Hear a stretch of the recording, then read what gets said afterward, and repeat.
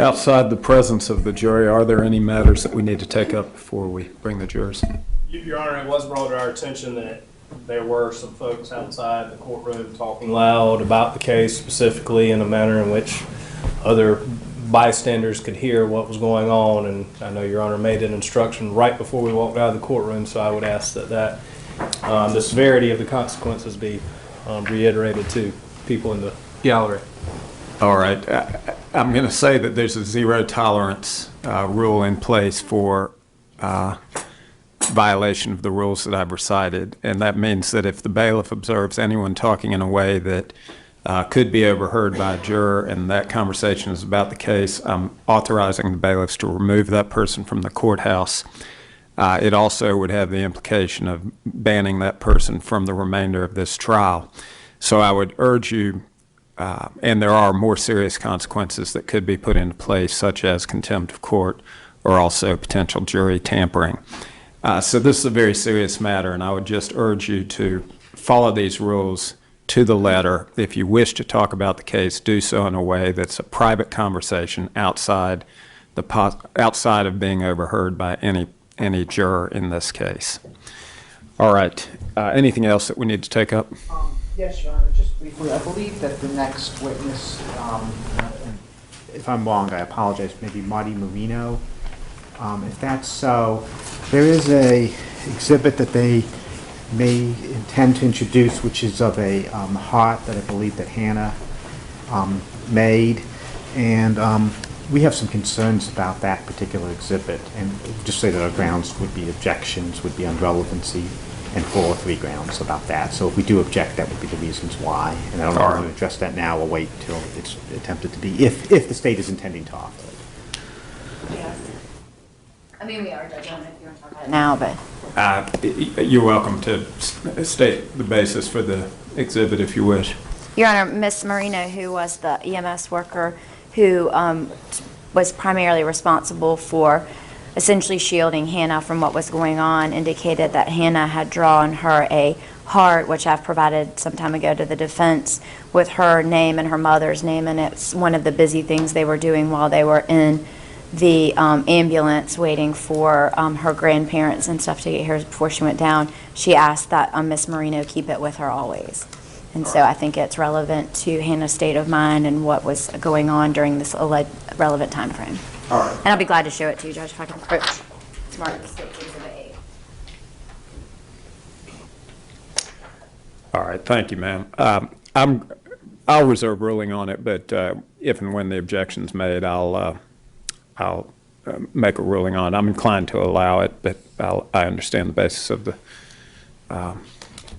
To reiterate, it would be based on Rule 4142 and 403, and I'll just say objection for reasons previously stated. Right, and I do find that it's relevant, and the probative value is not outweighed by any potential for prejudice of the exhibit. So, with that being said, we'll go ahead and bring jurors in, please.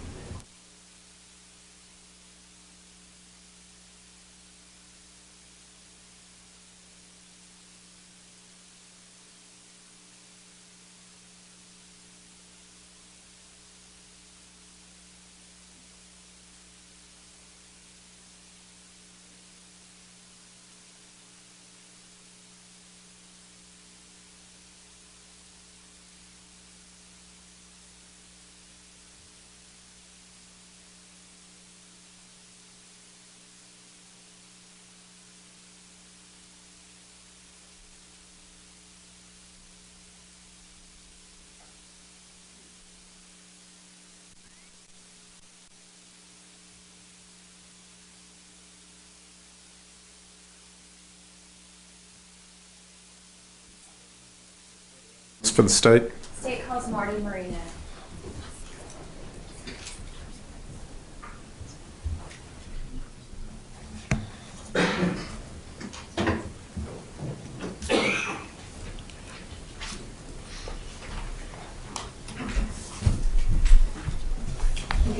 Please stand, please.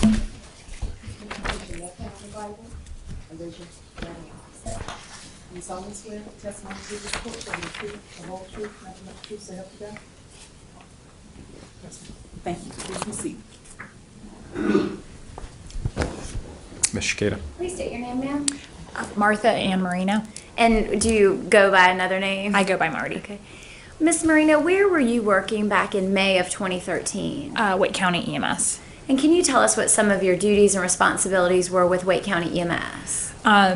Everything from patient care, responding to 911 calls, anything that, essentially anyone needs help with, we took care of. And how long had you been working in some capacity as an EMS worker? About 8 years. Did you have training to enable you to do that type of job? Yes, ma'am. And can you just sort of briefly outline the training that you went through prior to becoming an EMS worker? Went to school over at Wake Tech, but furthermore, we do continuing education monthly to deal with new situations, anything that kind of arises, patient care, new protocols, procedures.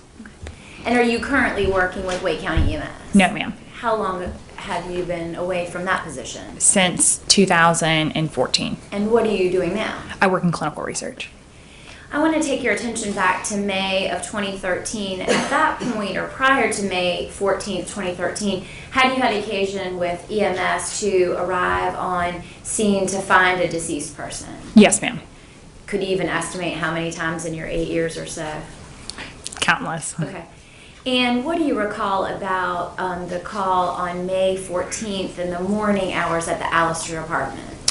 I remember responding to an apartment and finding a deceased woman and a child.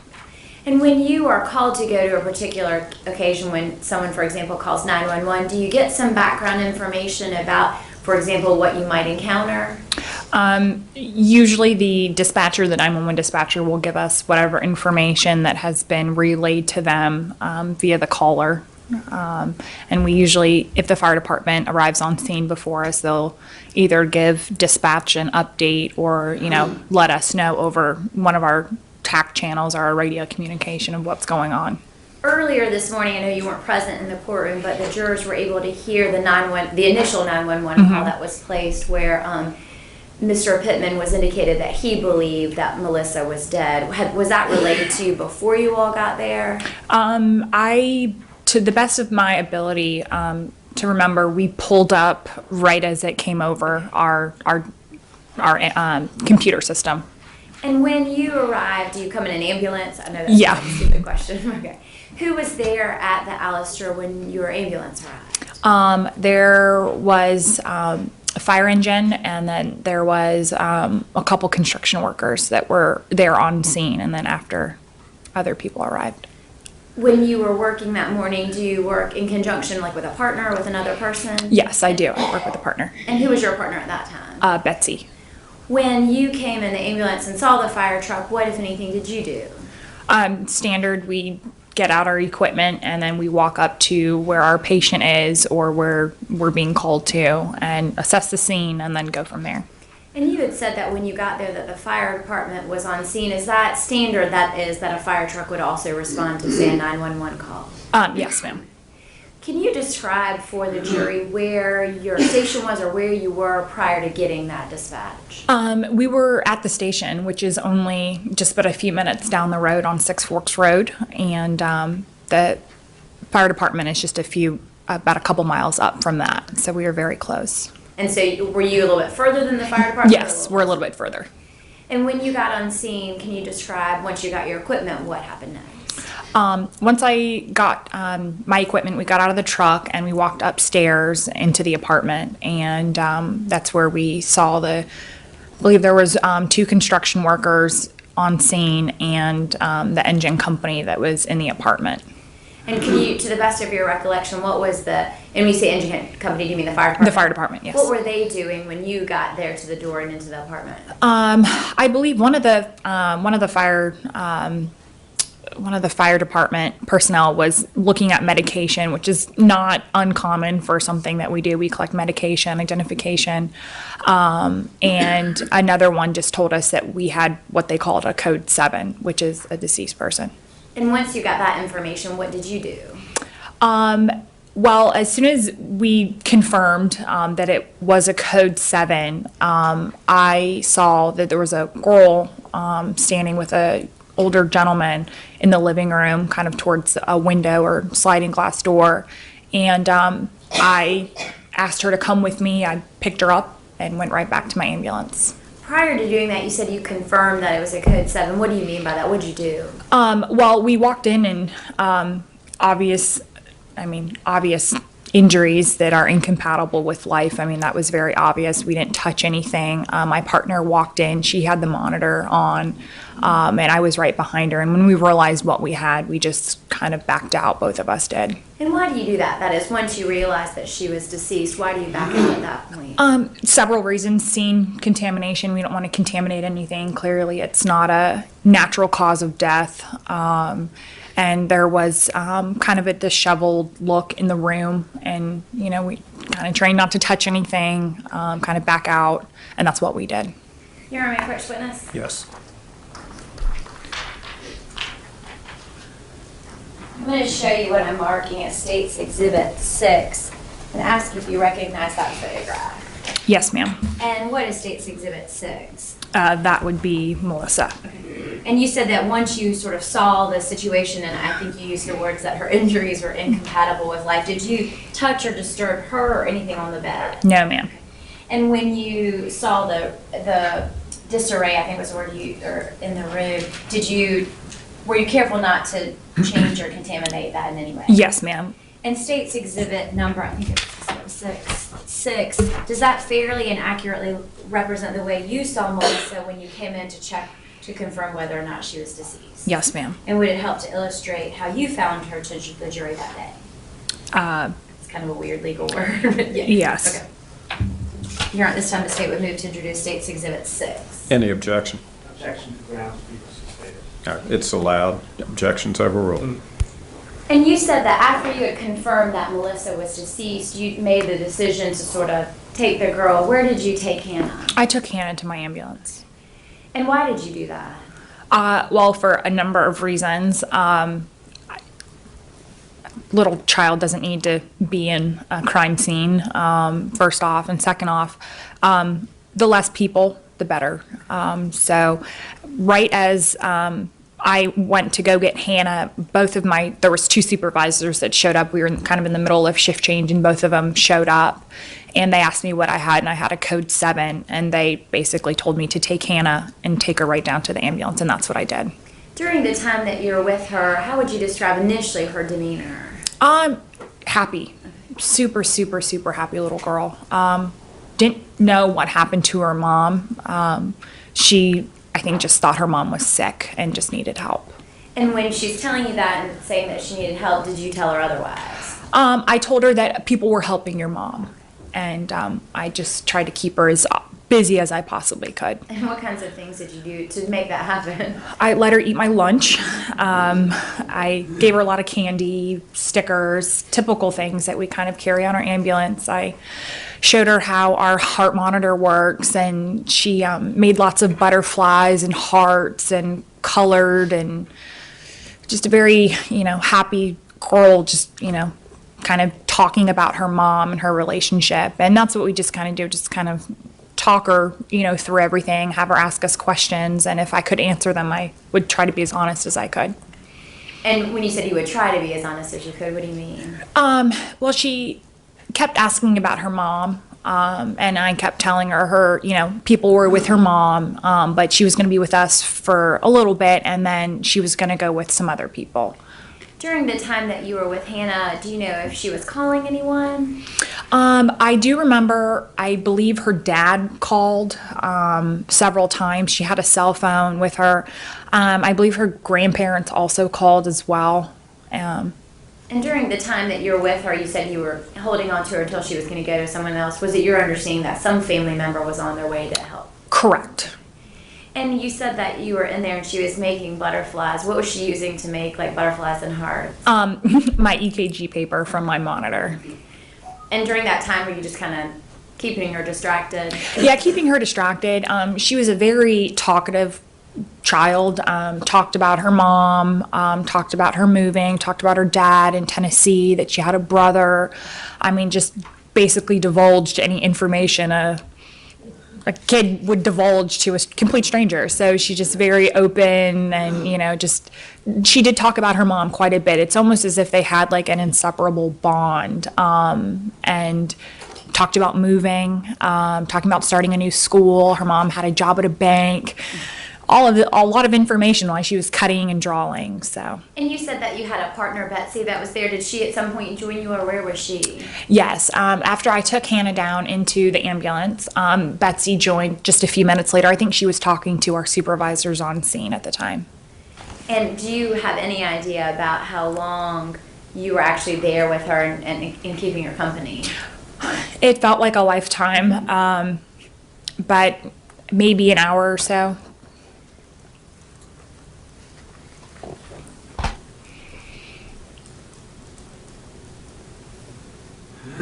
Do you recall what she was wearing during that time frame?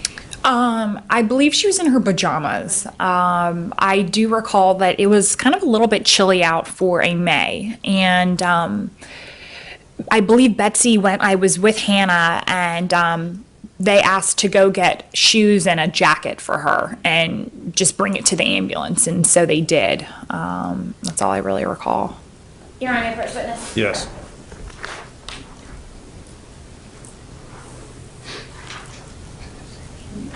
I'm going to first show you State's Exhibit number 7 and ask if you recognize the person in the photograph, State's Exhibit 7. Yes, the person in the photograph is Hannah. Okay.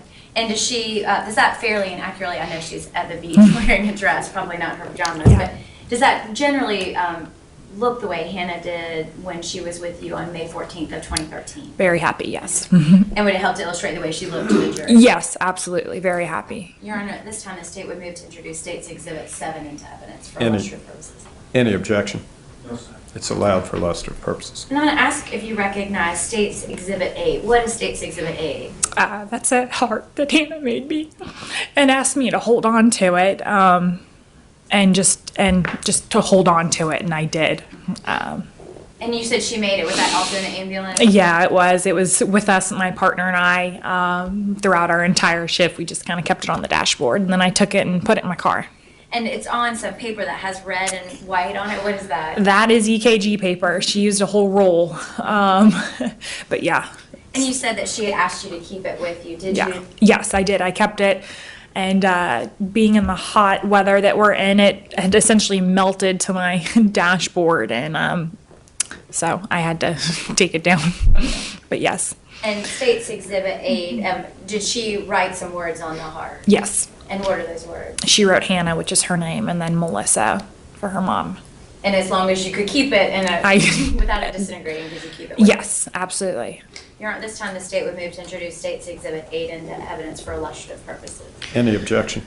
Objection, the reasons previously stated in the process. All right. Objection's overruled. It's allowed. Ms. Marino, you said you think it might have been an hour or so that you were with her. Where did she go, or how did your interaction with Hannah end? I believe there was a detective or an officer that actually came to get Hannah from me, but she gave me a hug. She said, "Thank you for, the lollipops and the stickers and the candy." And then this is actually when she gave me the heart and told me to keep it and hold on to it. And so to the best of your knowledge, someone from law enforcement then took custody? I believe so. There was a lot of people there. And at the time then that she is leaving from your ambulance and your company, were there other emergency vehicles on scene at that point? Yes. Could you describe sort of how big the scene is at that point? It was a fairly decent sized complex. And from what I recall, it was under construction, so there were lots of different types of vehicles there. But for the emergency side, I mean, there was plenty. There's a lot. And you said that a law enforcement officer took her, so were there some Raleigh police units at least on scene at that time? Yes, a lot of them had unmarked vehicles, and most of them wear suits. So I'm assuming it was Raleigh. And at any point when you were with Hannah, did you at any point indicate to her that her mother had passed away? No. And you said that she appeared to have a close relationship with her mother. Was she, during the whole time, kind of asking you about her mother, or did that seem to taper off towards the end? That just spilled out from the time she walked into my ambulance. She told me about her mom, her new job, moving, Tennessee, a brother. I mean, anything that she could probably remember, she told me.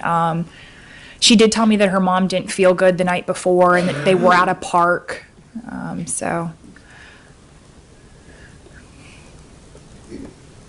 And after your interaction with Hannah, did you remain there on scene, or did you all take off? We cleared up after they got Hannah. And just to be clear, at no point did either you or your coworker do any sort of intervention or life-saving measures with her at that point. At some point, did someone from the Raleigh Police Department speak to you about your interactions and those types of things, follow up with you? Yes. This time I would ask to publish States Exhibits 6, 7, and 8 via the monitor. Yes, ma'am. I'm going to first show you States Exhibit 6.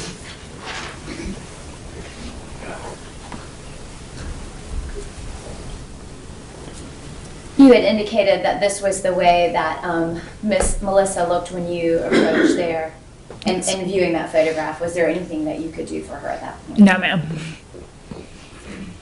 And then the next one, you said that's a photograph of the way Hannah looked? Yes. And you even described her face. She seemed happy in that photograph? Yes. Okay. And States Exhibit 8. And again, if you could tell us what that was. That was the heart that Hannah gave me right before she left that had her name and her mom's name that she wrote on my EKG paper. And then what is it sort of mounted on there when you took that photograph? The dashboard of my car. I took it. Thank you.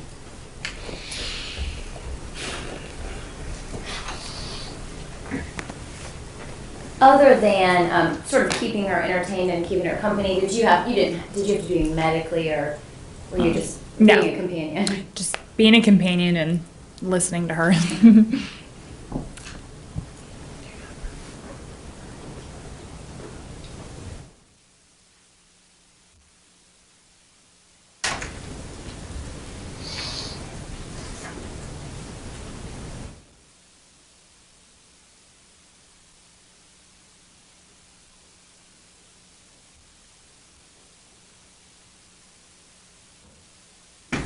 Do you recall what time it was that you all went to the Allister area?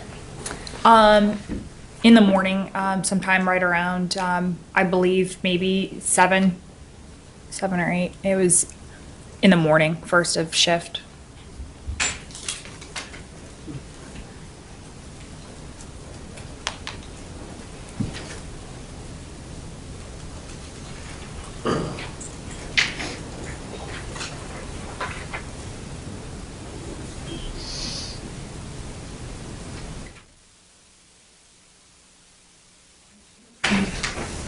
You heard me approach the witness? Yes. I'm going to show you States Exhibit number 9, which, since you're no longer with EMS, you probably don't even have access to. Do you recognize this stack of papers in States Exhibit 9? Yes, it's a PCR report. And looking at States, PCR report, the EMS trip report. and looking at it, would it tell you what time that you all were called to that scene? It should.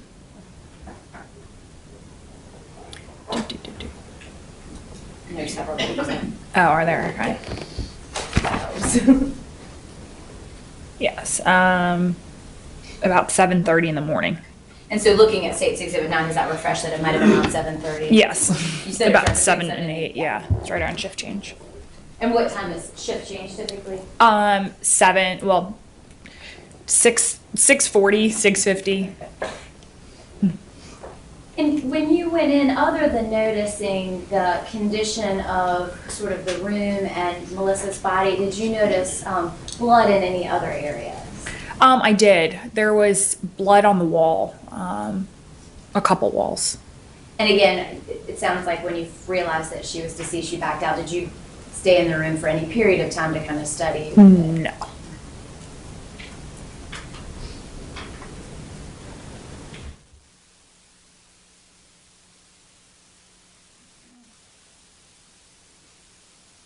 I don't have any further questions, Judge.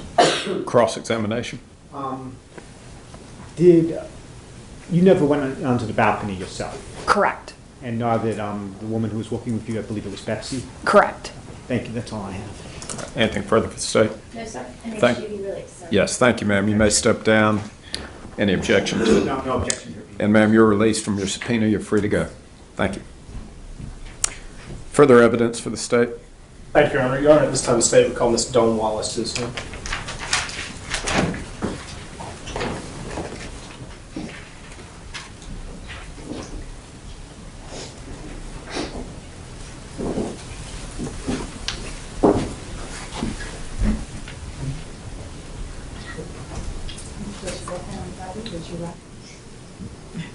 Do you solemnly swear the testimony you give this court shall be the truth, the whole truth, and nothing but the truth, so help you God? Do. Thank you, ma'am. Please be seated.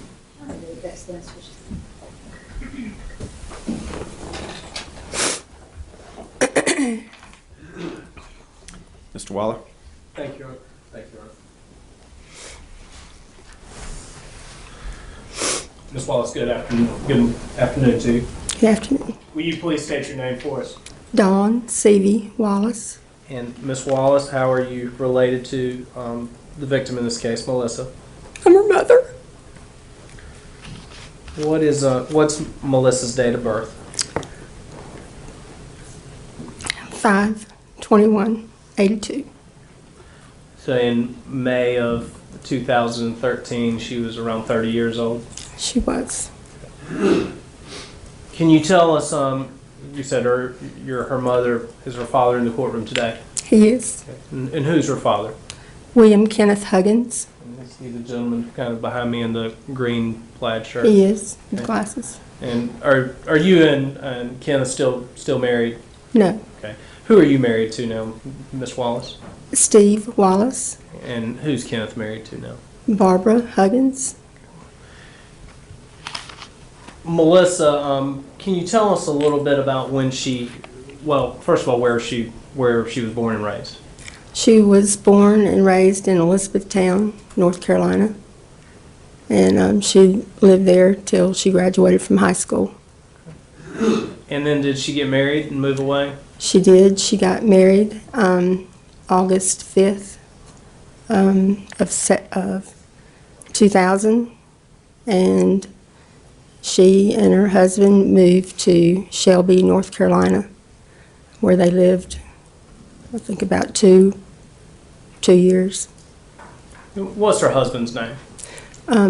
He is, well, he's no longer her husband, Robert Jones. And you said he goes by Bud. He goes by Bud. And when Bud and Melissa were living in Shelby, North Carolina, did they then move away from Shelby? They did. Where did they go at that point? To Cleveland, Tennessee. And what's the relation between, why did Bud and Melissa go to Tennessee? He had been working for a textile industry.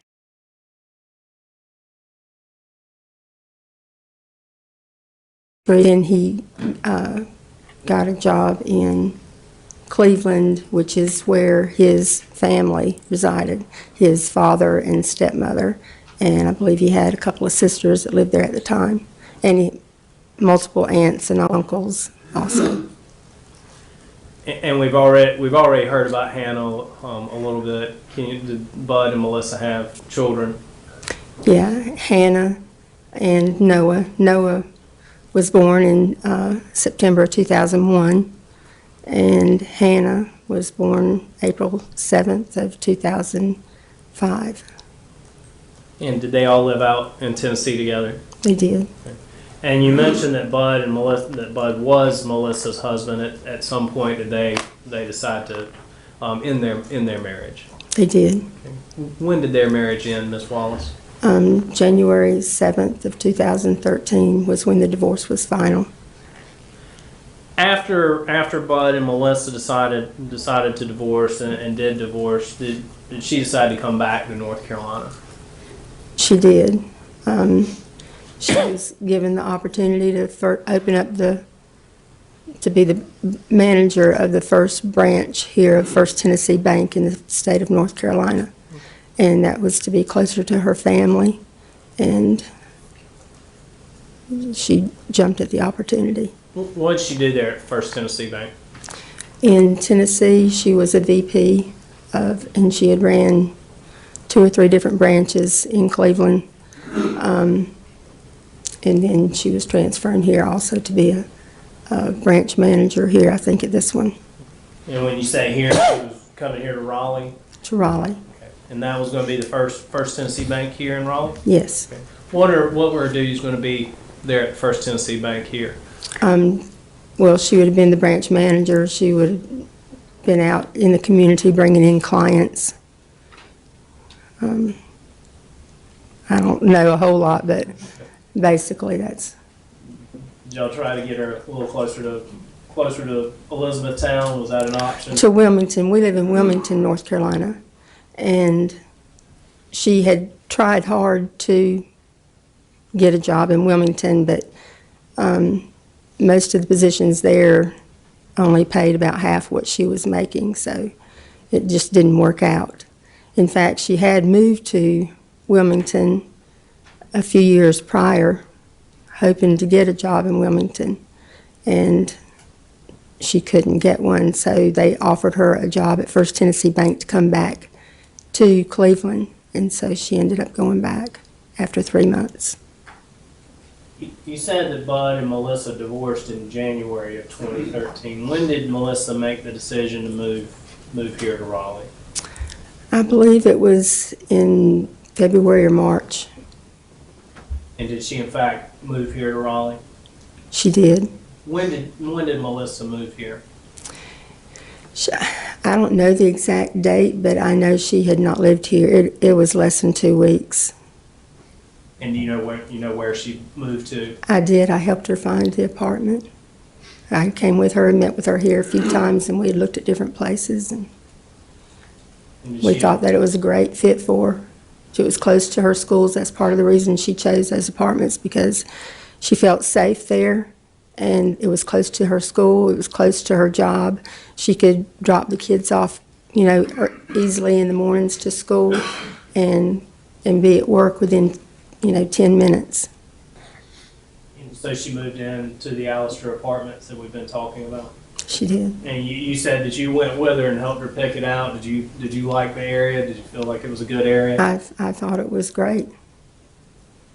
Back then, they were still the apartments were still under construction a little bit, weren't they? They were. I think there was only like 3 people living in the complex that she was in. Did you feel like it was a safe place for her? I did. And I mentioned the kids. Did both Noah and Hannah come with Melissa when she came in May of 2013? She wanted both of them to, but Noah started school young, and she didn't feel like, academically he was super smart, but socially, and she wanted him to be able to play sports because he loved sports. And she felt like he would be better off if he was held back a year. So we tried to get him into the Wilmington school to stay with us those last 2 weeks, but they would not allow us to because we were not his guardian. So he had to go back to Tennessee to finish the last 2 weeks of school because she didn't want him to finish here I can't remember what grade he was in at that time, but she didn't want the kids here to know that she was holding him back. So he would finish somewhere else and then just repeat that same grade here. So when he finished up the school year in May of 2013, was the intent for him to come and join Melissa here? Definitely. Okay. And how about Hannah? Did she come with? She came with her mom. And I went with her to the schools and checked out the schools. Did Melissa seem to be happy about the move? here? Extremely happy, extremely happy. She was very excited. And Miss Wallace, tell us a little bit about Melissa, what kind of personality she had. She was a very vibrant, fun-loving people person. She loved people, and she loved God.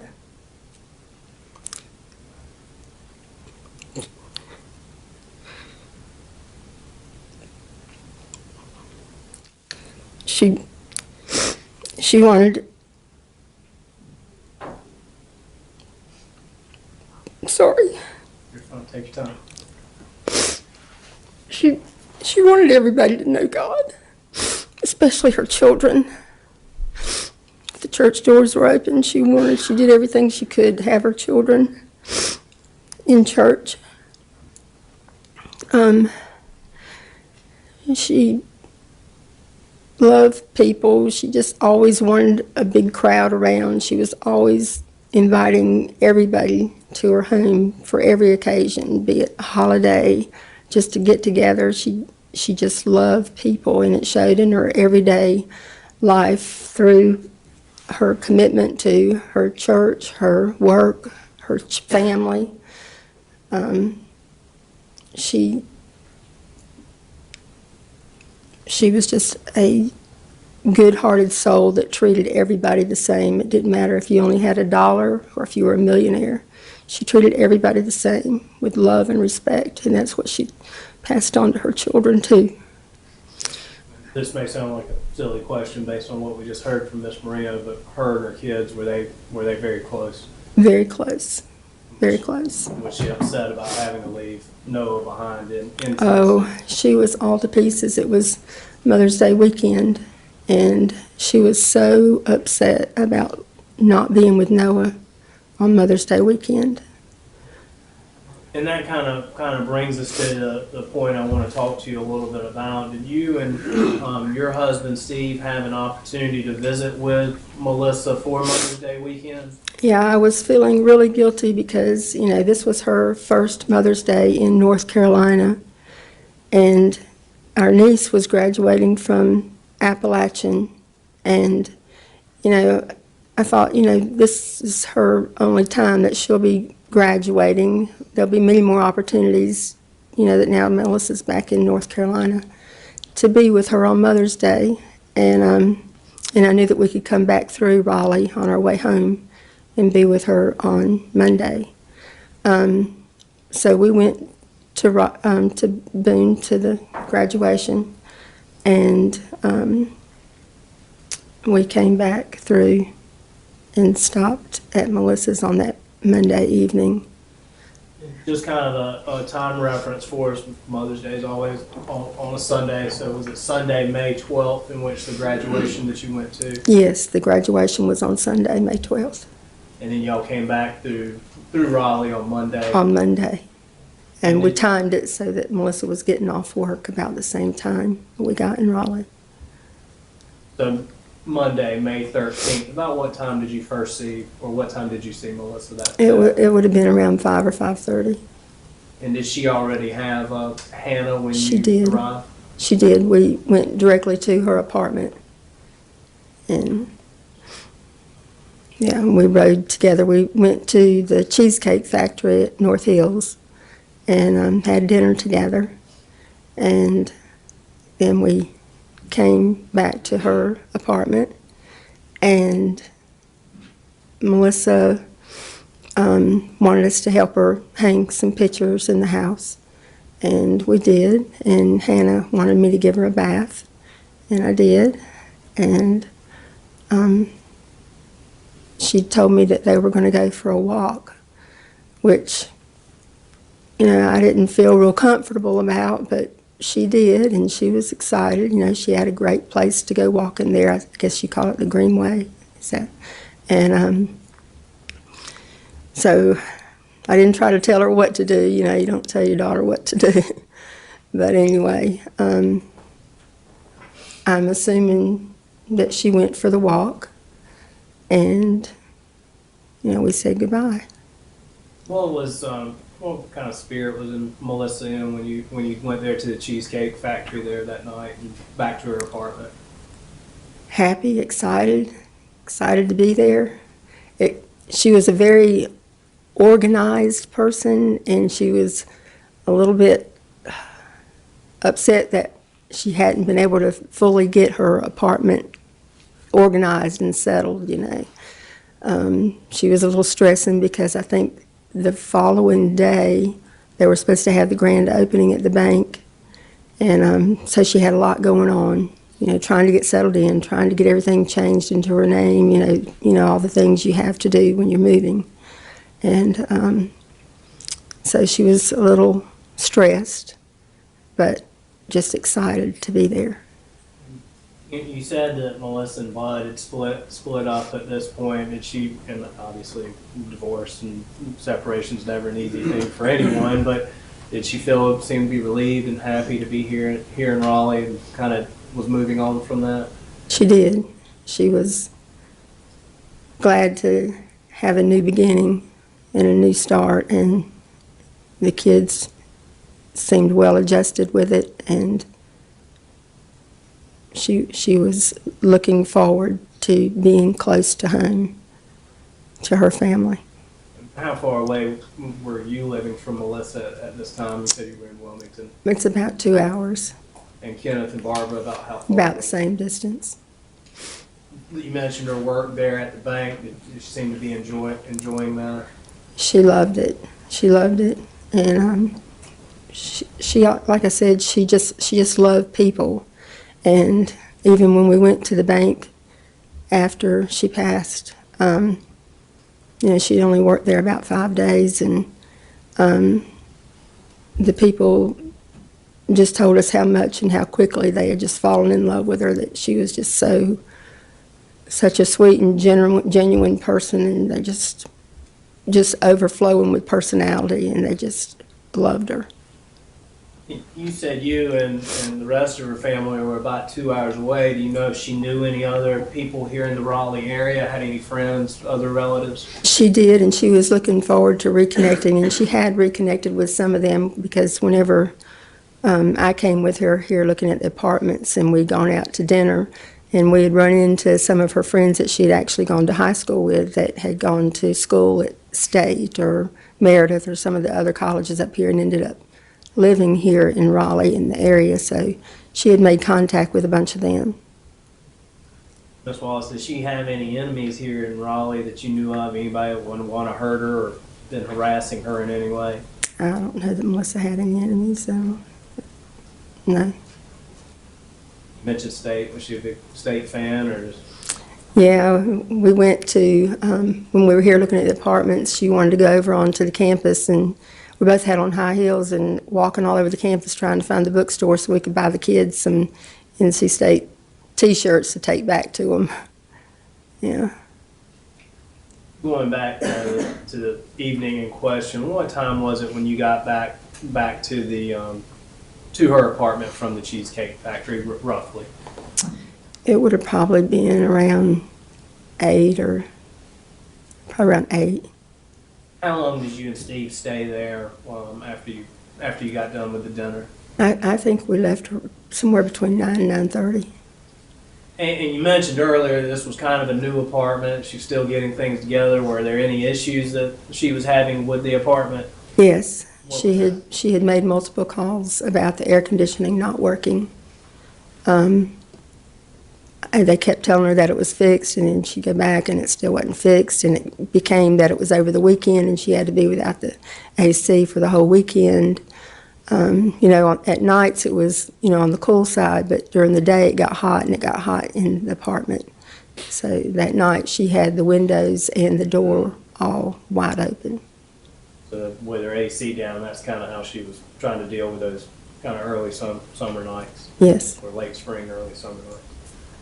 You mentioned that she said she was going to go for a walk.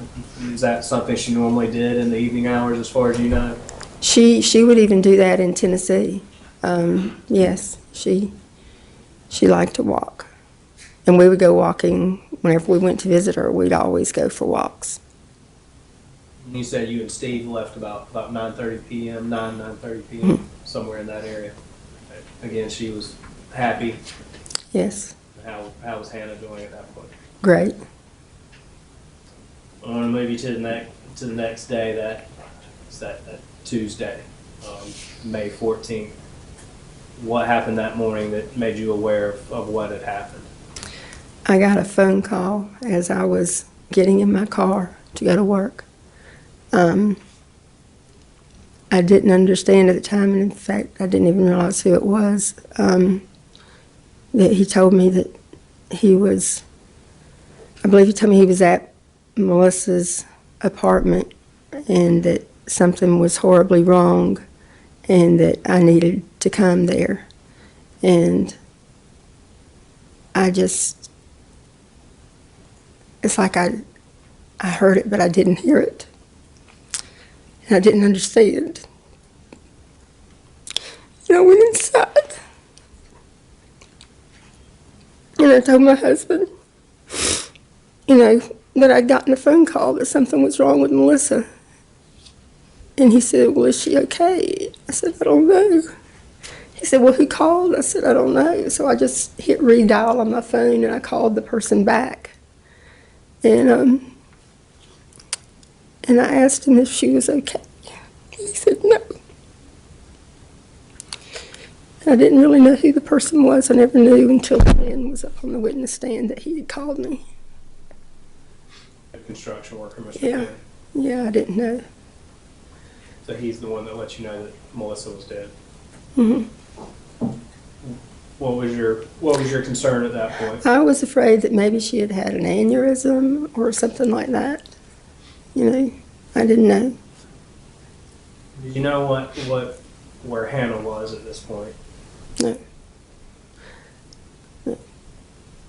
What did you and Steve decide to do at this point? We were in the car within 10 or 15 minutes, headed to Raleigh. Where did you go? We went to the police station. They had us go to the police station. So you didn't go. You didn't even go to the apartments that morning. Where was Hannah when you? At the police station. How was she? Happy. She, it was like she didn't know what was going on. She's just a happy little girl and got a lot of her mama's personality. And just, you could clearly tell that she didn't know what was going on with her mama. Hannah was eight at this time. She was 8. Did Bud and Noah make it to Raleigh as well? They did. I think most everybody left the police department, headed back to Elizabethtown. And Steve and I stayed and waited for Bud and Hannah to get there. And then we left shortly after they got there to go home.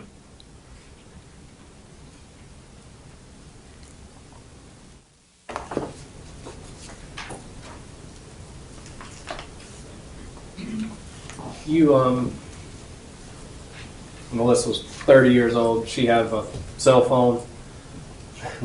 Was she? Always on it. Always. Texting, Facebook. Actually, she had shut down her Facebook page shortly before she died. Why did she do that? I think it had something to do with Bud, because of the divorce and all. And she just didn't want all the interaction with that. You recall what kind of phone it was that she had? She had an iPhone 5.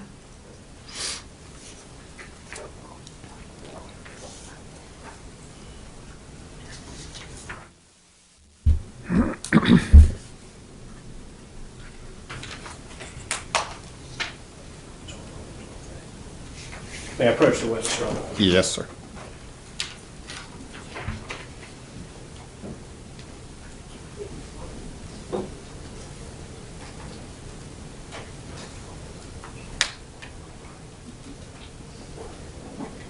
Don, I'm approaching you with what has been marked for identification purposes, State's Exhibit We'll start with State's Exhibit 11. Can you identify that photograph for us? It's the picture that First Tennessee Bank had made of her. They were putting it up on a bulletin in the city of Cleveland, advertising First Tennessee Bank. So that's one of her work photos. Mhm. And then, I'm sorry, I got us out of order. State's Exhibit 10, can you identify that for us? That's Melissa with Noah and Hannah. They had made a trip to Charlotte to visit her stepsister, and that David worked at the fire department, and he took them to the fire department. So this photograph, it looks like it's made in front of a fire engine. Mm-hmm. State's Exhibit 10, in relation to May 14th of 2013, when generally was this photograph taken? I believe it was in October of 2012. And then her work photo, State's Exhibit 11, do you know about when that photograph was taken? It would have been probably in 2000, early part of 2012, probably, or, yeah, that'd be my best guess. And is this, these two photographs, does that represent how Melissa looked in May of 2013? Absolutely. Your Honor, at this time I would ask to introduce State's Exhibits 10 and 11 for illustrative purposes. Any objection? They are allowed for illustrative purposes. Permission to publish those items to the members of the jury. Yes, sir.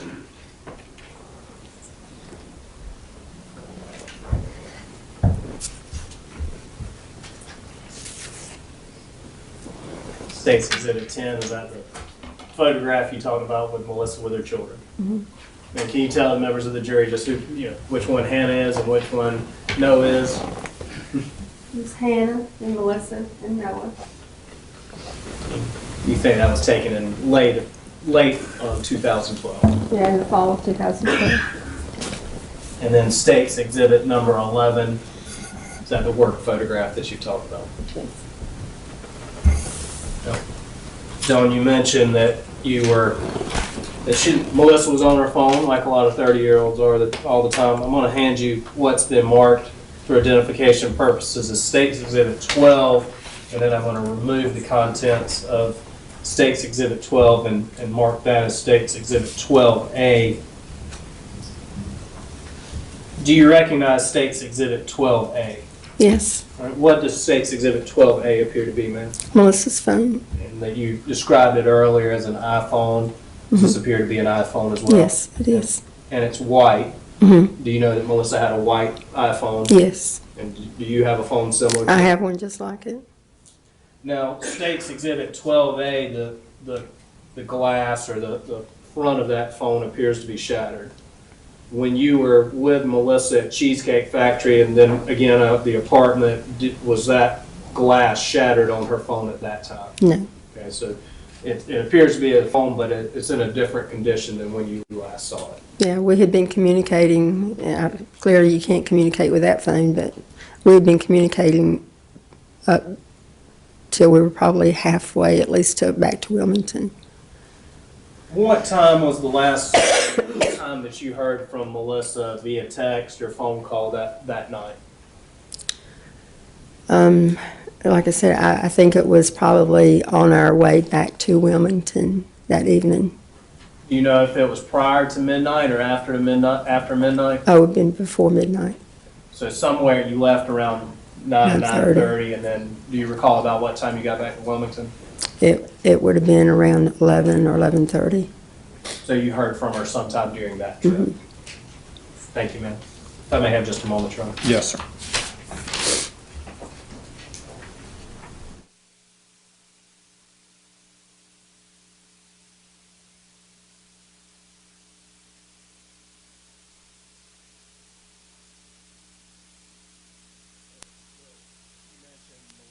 Leaving a door open because of her air conditioning, excuse it, being hot. Are you referring to kind of the front door of the apartment or the sliding door to the balcony? It was a sliding door to the balcony that she had open while we were there, and the windows in the bedrooms were open. So when you left, that sliding glass door wasn't locked? No. Thank you, Dawn. Cross-examination. Ma'am, I'm terribly sorry this happened to your daughter. And then, All right, very well. Thank you, ma'am. You may step down. Thank you.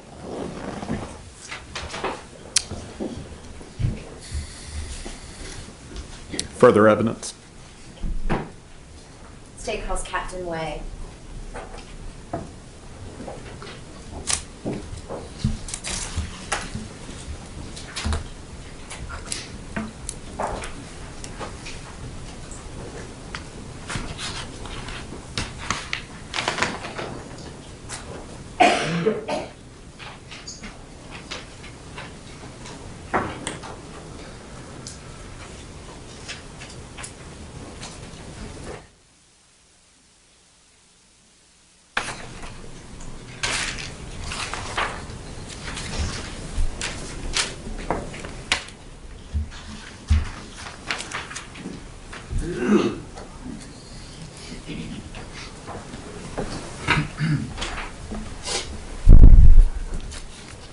Would you place your left hand on the Bible and raise your right, please?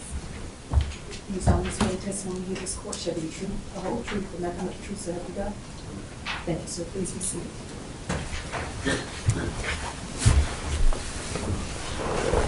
Ms. Shakita? Please state your name, sir. Robert Lee Way.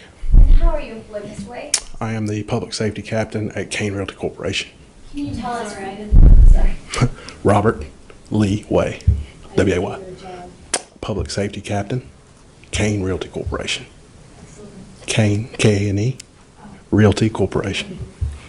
And first of all, can you tell us what Kane Realty Corporation is? Yes, ma'am. They are a mixed-use real estate developer in the northern part of Raleigh. And what are some of your duties and responsibilities as a captain of public security? I oversee the security and safety operations of the security department for Kane Realty Corporation, which includes the North Hill shopping and area and the apartments that we own there. How long have you been employed with Kane Realty? Part-time and full-time, 11 years. And have you always sort of focused your area in the North Hills area, or do they have properties in other locations? We primarily are focused in the North Hills area. However, we do hold a contract security license and work for various apartment communities or other locations around the area. Specifically with respect to the North Hills area that we've been talking about for a lot this morning in the Allister apartment complex, are you familiar with that? Yes, ma'am. How long had you been working with Kane in that particular area, in the North Hills area? Was that your entire 11 years? Yes, ma'am. And as with respect specifically to that apartment complex, did you have any duties or responsibilities? While the apartment complex was under construction, there were some recent thefts of copper wiring and things of that nature.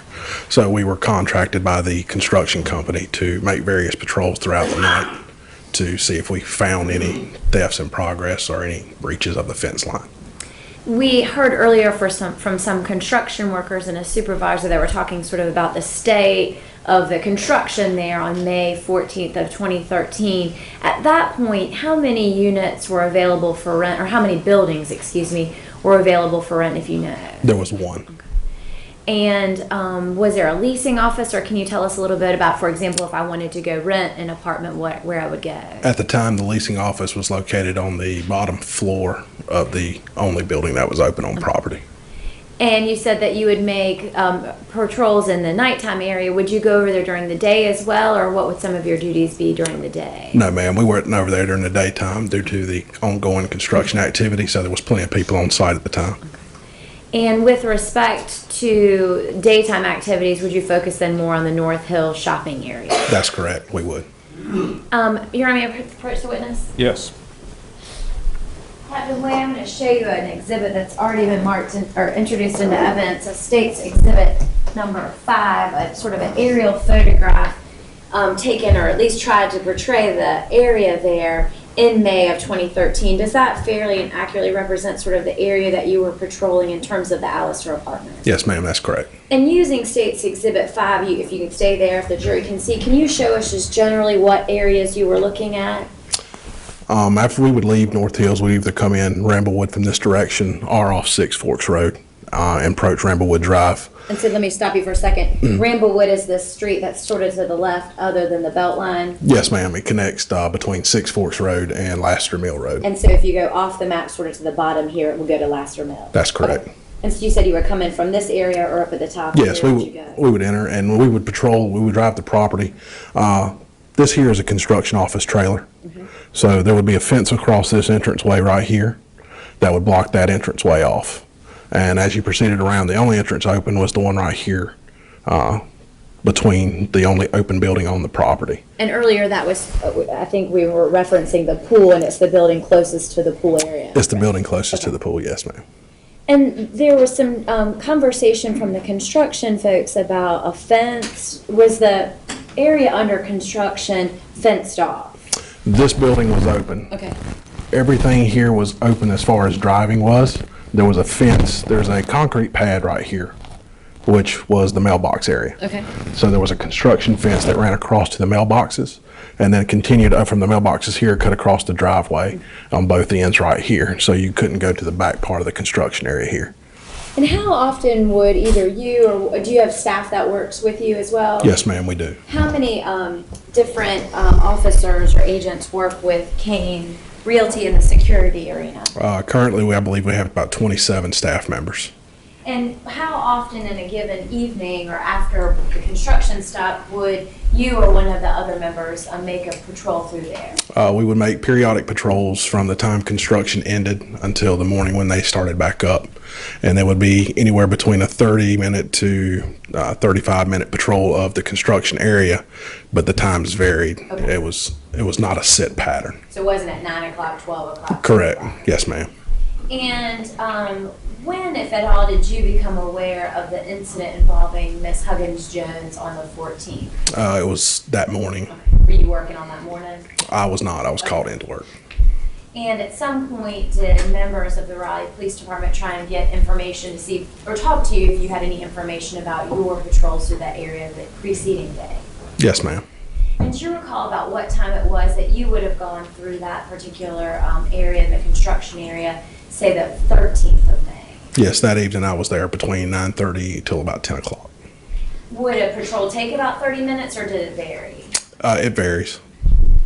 And 9:30 to 10 or so that evening, did you notice anything out of the ordinary? No, ma'am. Do you know about how many tenants were in that one building at that time, living there, that is? I do not know off the top of my head. I know there was at least maybe 4 or 5 vehicles in the parking lot area. And are you familiar with the apartment that Miss Huggins-Jones was renting? I am.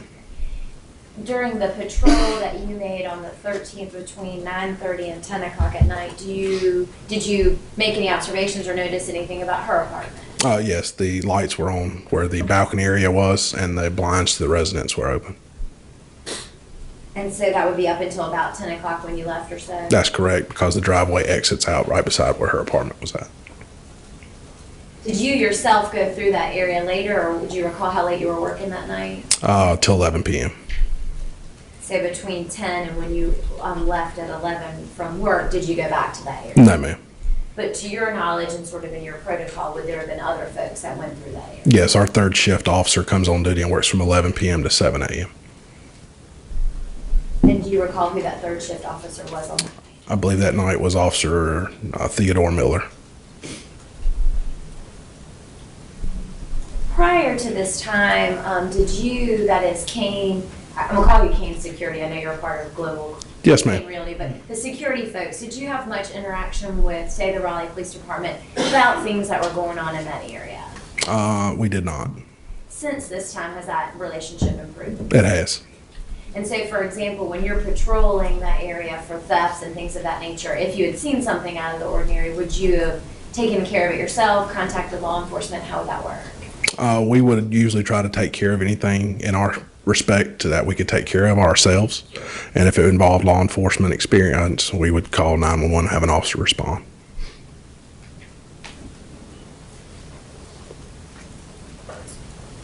And I may have asked this sort of in a roundabout way, but at some point after being called in that next morning, did you speak with members of the Raleigh Police Department about the patrols that you had had that evening?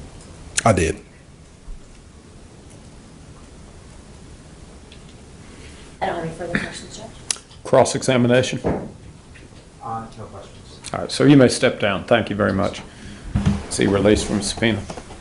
Sir, you're released from your subpoena. You're free to go. Thank you. And we'll go ahead and break for lunch recess until 2:30.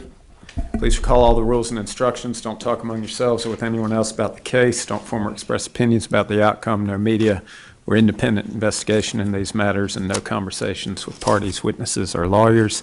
If you leave your notepads in your chairs, and at 2:30 we'll ask that you gather in the deliberation room. We'll bring you out as a group once we are all seated. Everyone else, please remain seated while the jurors excuse themselves.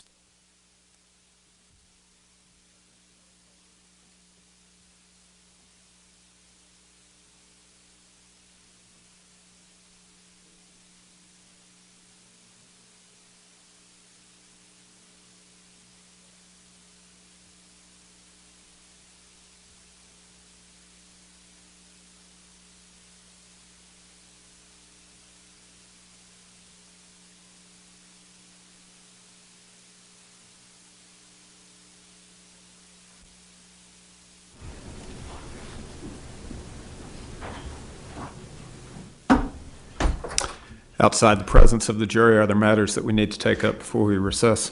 No, have to say. All right, we'll be in recess until 2:30. This court stands in recess till 2:30.